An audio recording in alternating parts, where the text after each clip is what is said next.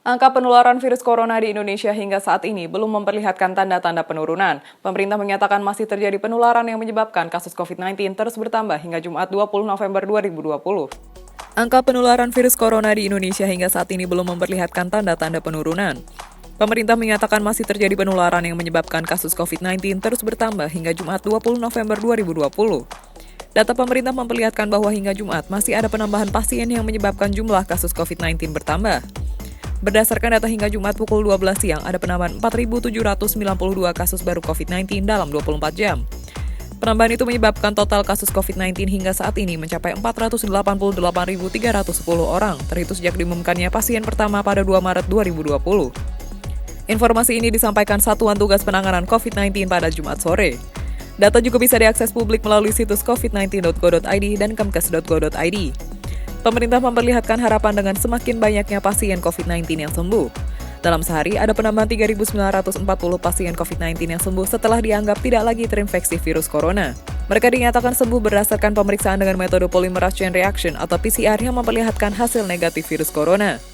Dengan demikian, total pasien COVID-19 yang sembuh kini mencapai 410.552 orang sejak awal pandemi. Akan tetapi, masih ada kabar duka dengan tetap bertambahnya pasien yang meninggal dunia setelah terinfeksi virus corona. Ada 78 pasien COVID-19 yang tutup usia pada periode 19 hingga 20 November 2020. Sehingga angka kematian akibat COVID-19 di Indonesia kini mencapai 15.678 orang. Adapun data itu juga memperlihatkan bahwa kasus aktif COVID-19 saat ini ada 62.080 orang. Mereka adalah pasien positif yang masih dirawat di rumah sakit atau menjalani isolasi mandiri. Selain kasus positif, tercatat ada 63.074 orang yang saat ini berstatus suspek. Sebanyak 4.792 kasus baru COVID-19 diketahui setelah pemerintah melakukan pemeriksaan terhadap 41.955 spesimen dalam sehari. Dalam jangka waktu yang sama, ada 39.204 orang yang diambil sampelnya untuk pemeriksaan spesimen. Total, pemerintah sudah melakukan pemeriksaan 5.261.426 spesimen terhadap 3.496.039 orang yang diambil sampelnya.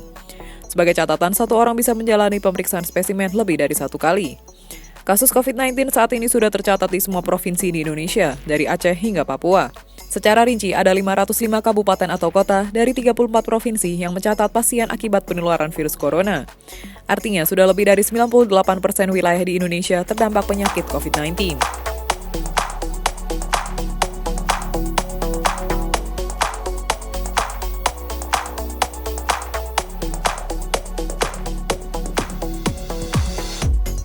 Demikian informasi dari Tribun Jateng Update. Saksikan terus Tribun Jateng Update hanya di channel YouTube Tribun Jateng.